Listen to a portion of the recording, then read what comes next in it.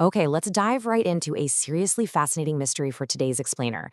How could future driverless robotaxis actually end up lowering your rent? I mean, right now, advanced AI seems way more likely to write your emails than pay your landlord, right? On the surface, artificial intelligence and electric vehicles seem totally disconnected from the monthly cost of an apartment or the price of a home. But when we actually dig into the data and follow the domino effect of this technology, a truly compelling narrative starts to emerge. Today, we're going to explore how autonomous fleets could fundamentally reshape our cities and, quite literally, pave the way for affordable housing. To figure out where we're going, we really have to look at where we are right now. Just picture a typical city. It is incredibly common to find an urban area with, say, 100,000 households, but 120,000 parking spaces. Take a second to really let that ratio sink in. 120,000 spots for just 100,000 households. That just goes to show the massive volume of highly valuable, centrally located land that we dedicate purely to storing empty cars. Large parking garages are eating up prime downtown real estate. Surface lots just sit there between office buildings. Driveways are pushing our homes further and further apart. A parked car occupies valuable land almost all day long, doing absolutely nothing. So I want you to imagine what happens to our cities and to our housing prices if a new piece of tech suddenly makes a massive percentage of those parking spaces completely obsolete. Poof, gone. Because right now, in so many major metropolitan areas, housing prices are sky high, not just because too many people want to live there, but because we just aren't building enough housing. A massive fraction of our developable land is devoted to cars rather than people.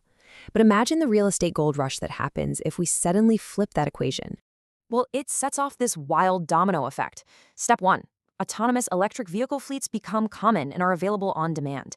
Because getting around suddenly becomes this cheap, highly accessible service, step 2 happens. A lot of households realize, hey, we don't actually need to own a private car anymore. Or at the very least, we definitely don't need 2 or 3 of them. And that leads directly to step 3, where the demand for parking absolutely plummets. Instead of your car sitting empty in a pricey downtown garage for 9 hours while you're at work, a driverless taxi drops you off, and bam, it immediately moves on to serve someone else. Or maybe it heads to a charging depot lay out on the cheaper outskirts of town. And here is where the next domino falls, and it's a big one. Suddenly, cities and developers are sitting on an absolute gold mine of unused surface lots, sprawling street parking, and multi-level garages. They buy up all those unused spaces and redevelop them into apartments, townhomes, and mixed-use spaces. More developable land means a massive increase in the housing supply.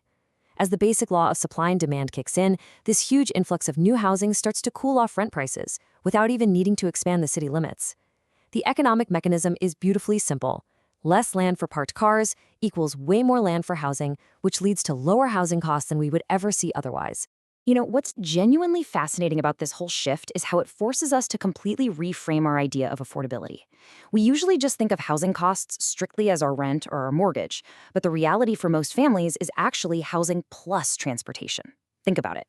Right now, a household might spend $1,800 on rent and then another $800 on car payments, insurance, gas, maintenance, registration. The whole shebang. If transportation becomes this cheap on-demand service, families instantly free up hundreds of dollars every single month. You can essentially afford more housing without bumping up your total monthly living expenses. It's a real game changer. But wait, it goes even further. The autonomous revolution actually changes the entire map of where people want to live. Today, people pay a massive premium to live close to major job centers because, let's face it, commuting is incredibly stressful and wildly expensive. But what if you could safely sleep, read a book, or catch up on work during a totally stress-free commute in an autonomous pod? No more white-knuckling the steering wheel and endless gridlock. Suddenly, living further away from expensive city centers becomes incredibly attractive. Areas that everyone previously considered too far away suddenly open right up.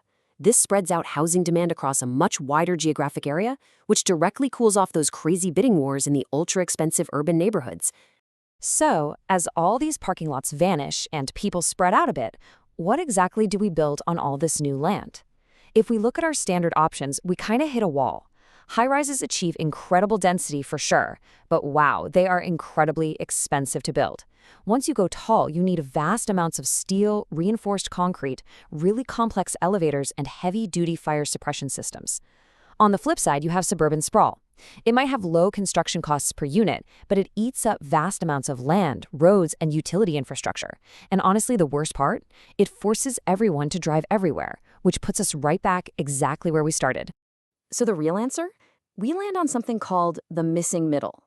Think of this as the ultimate Goldilocks zone of urban planning. We're talking about your 4 to 8 story mid-rise apartments, courtyard buildings, and townhomes. This specific form of development is exactly what's needed to build dense, affordable communities without relying on massive, expensive skyscrapers and without consuming endless miles of open land for suburban sprawl. These mid-rise, mixed-use buildings literally hit the sweet spot perfectly. Environmentally speaking, shared walls significantly reduce heating and cooling needs, which saves incredible amounts of energy. Economically, they have a way lower construction cost per unit than high-rises because you don't need all that complex tower engineering. They use far less land per household than a detached home too. And, perhaps best of all, a 4 to 8 story building is perfectly scaled to support your local grocery stores, restaurants, and retail shops right on the ground floor. That means residents don't even need a car for their everyday needs. Let's zoom out for a second and see how this reshapes the actual physical layout of the future city. If we rely on fleets instead of private cars, we can design entire districts that are car light or even completely car-free. A great way to visualize this is the mobility hub model. It honestly operates a lot like an airport terminal. When you go to the airport, the heavy vehicles, the taxis, the buses, the drop-offs, they all stay entirely on the outside perimeter, right? Once you step inside the terminal itself, it's a completely pedestrian-focused, super safe space. When you apply that same terminal concept to a neighborhood, the resulting core is exclusively for people. It's filled with apartments, ground floor shops, outdoor dining, and parks. There is no regular vehicle traffic weaving past your front door. Then, when you need to leave the district, you just walk a short distance to the perimeter. That's where autonomous vehicle stations and pickup zones are seamlessly located. A robotaxi picks you up and just merges onto the high-speed EV corridors running between districts, getting you across town quickly without ever filling the actual living spaces with noisy, dangerous traffic. Now, I know what you might be thinking. It's a super fair question. Wait, how do things actually function without roads full of cars? Don't worry, car-free definitely doesn't mean you are cut off from essential services. Ambulances, fire trucks, and maintenance vehicles will absolutely still have rapid emergency access to every single building. As for your groceries and Amazon packages, those logistics keep flowing perfectly. They might arrive via designated, discrete service lanes, or maybe they get delivered by small, autonomous delivery robots running quietly during off-peak hours. Everything keeps functioning, it's just smartly tucked out of the way of the pedestrians. It's actually kind of hilarious in an ironic way. By going all in on cutting-edge 21st century AI technology, American cities might actually get pushed backward in time, but in the absolute best way possible. The 20th century model was defined by car-centric American sprawl, impossibly wide roads, giant parking lots, and detached homes. But these autonomous fleets could elegantly reverse those design choices.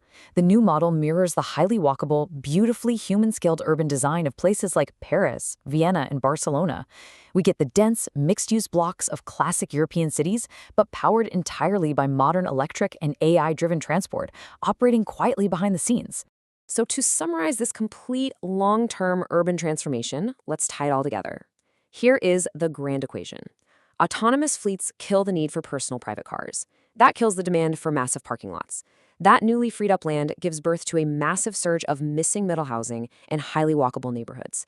Because housing supply dramatically goes up and the need to own a private car disappears, the end result is a massive drop in our combined housing and transportation costs. We ultimately wind up with cheaper rent and significantly greener, far more beautiful cities. As we wrap up this explainer, I really want to leave you with this final thought to chew on, and it's something you can visualize right now. The next time you step outside, take a good look at the surface parking lots in your neighborhood. Look at those giant concrete parking garages and the endless strips of asphalt currently storing empty cars. Ask yourself, what will they become? Imagine the parks, the affordable homes, the cafes, and the vibrant communities that are just sitting there waiting to be built. The future of housing might just roll up in a driverless car.